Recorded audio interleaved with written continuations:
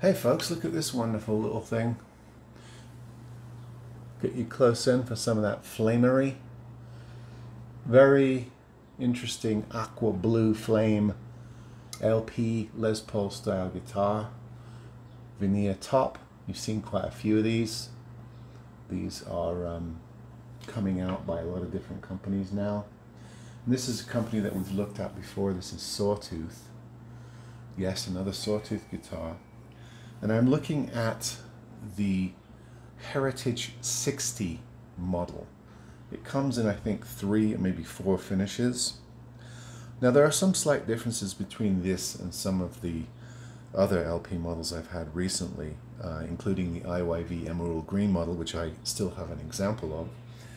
And the, let's see, I've got the Alan Eden Southbound still here. And I still have the CNC Audio, which is a bolt-on.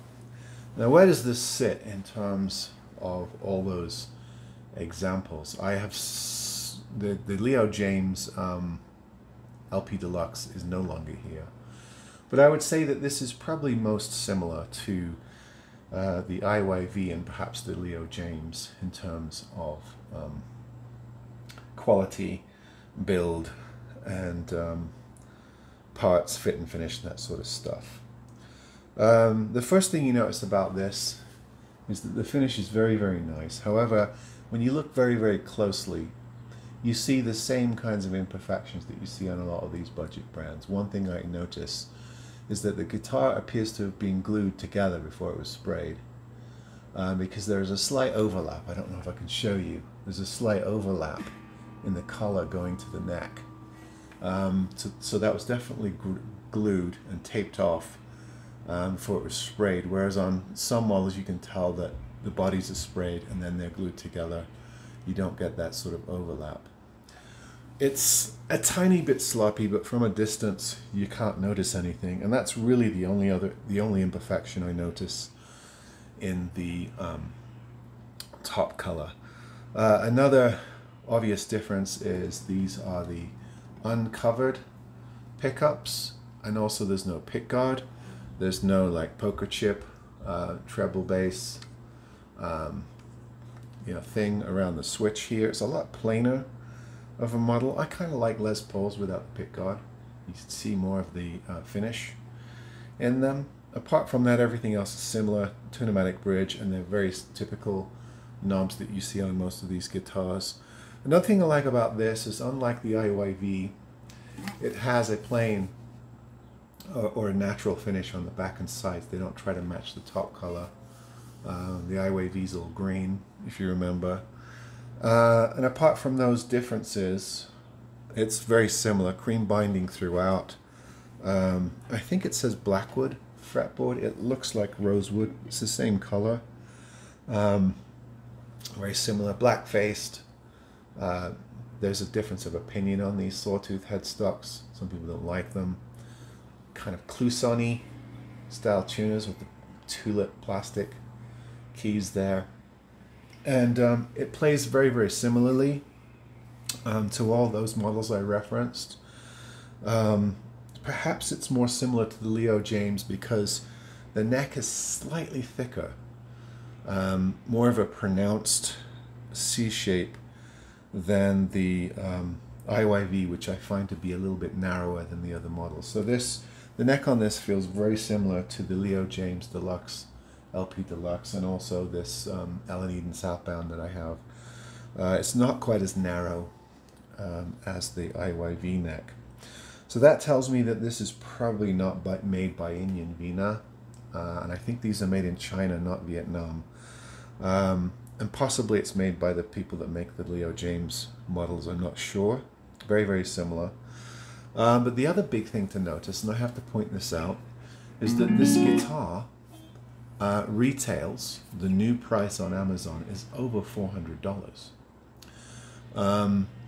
which is not a bad thing. I mean, there are a lot of guitars that sit in the high 300s for a Les Paul copy.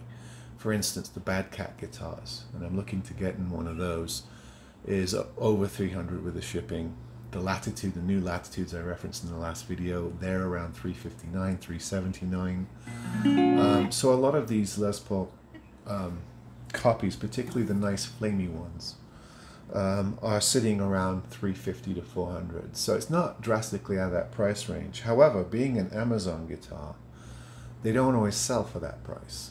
I picked this one up a lot cheaper than that. It does need all the same setup stuff that all of these budget models need. It came out of the box playing pretty well. It's a tad low, so it does at least buzz acoustically a little bit, so I might raise the action just a touch, particularly on the bass side. And then you have the fret end sharpness, so it does need a beveling here. It's not particularly gritty. It's actually, the frets are actually pretty good. It just needs the fret end beveling, and again, I live in a dry climate, so I'm more liable to suffer from that than perhaps those of you who are in a more humid climate. It's just something I have to deal with most guitars. So what that does tell me is that that IYV emerald green model that's still somehow hanging on for 170 on Amazon is a hell of a deal, because there is not a whole lot of difference between this guitar and that guitar quality wise. I know a lot of it's subjective, and some of you may prefer one model over the other. However, for there to be a $230 difference in the new price, there isn't that much difference in the quality between them, if any at all. So the first thing, you know, to say about all these guitars is that it's incredible that that IYV emerald green model, let me get it out and show you, is still going for, you know, $170. I mean, it's great value. There is really not much difference in quality between them. I would say the tuners on this one may be slightly better, these sort of Clouson tuners. And then I like the fact that they use a natural looking back. They're both two pieces. The shapes are very similar. The non-horn side, the curvature on the IYV slopes gradually. This is a more pronounced slope. It almost comes up a little bit on this side. So the shape of the guitar is slightly different. Of course, they don't match the Gibsons, because that would get them in trouble. So the horns are always slightly different. Maybe the one for the Heritage, Sawtooth Heritage, is slightly sharper. Now I'm looking at it, this one's sharper. This one's more of an angle. So there's some slight variation. But in terms of quality, let me put this one down. There really isn't that much to distinguish between those two models. So I would say if you can pick this one up closer to 300 or 250 perhaps, it becomes more of a deal. I probably wouldn't pay full price for this. And I'm curious to know if some of these new Les Paul guitars that are coming out, and the ones that are up towards the 350, 450 model, how this compares to them. So at some point I hope to get a Latitude and perhaps a Wolf or an AIO guitar. Those are $479, to see if you're getting a whole lot more with those than this. So I will continue this sort of Les Paul comparison as they come and go. But yeah, this is a pretty decent guitar, sort of a medium weight. I would say probably 7 or 8 pounds, not incredibly heavy, but not light either. The pickups sound fairly decent. I can't tell a whole lot of difference between these and the Destiny CNC wound pickups on the IYV, except these are brighter, slightly brighter, a bit more gritty, particularly when you get to the bridge pickup. Here, I'll give you a sample. A lot more trebly, more bite on the bridge pickup. The combined pickup and the neck pickup is actually more trebly than the IYV, and but the same amount of power. You know, very similar power. Probably slightly microphonic. Not too bad. However, the ones on the southbound are a little bit hotter and warmer as well, and I really like that sound. So these are a bit more trebly, which may appeal to some people, especially if you're going to overdrive, going for an overdrive sound. For a jazz player, this might be a little too trebly, although it does sound pretty good with them rolled back, with the tone rolled back.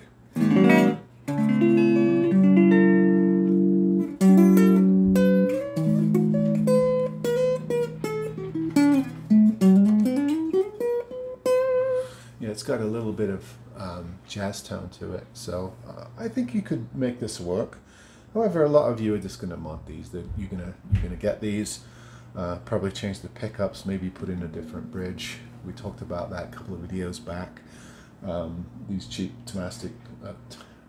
tunematic bridges can be upgraded. Tuners are okay on this. It seems to be holding tune. I kind of like these Clisson cream plastic. It almost looks like pea soup kind of plastic on the keys there. Well, I kind of like them. I think if anything, the tuners might be a bit better on this than the IYV. So there you go. There's sort of a look at the Sawtooth Heritage 60. Now, I was confused at first because there is a Sawtooth Heritage Series guitar they do in this color, which comes with the pickguard. And I think also the covered pickups. And I was wondering, well, what's the difference? They look very, very similar. Well, apparently this is the upgrade from that. I can't really tell you what's upgraded. However, that one's slightly less. That one's sort of in the 370 range.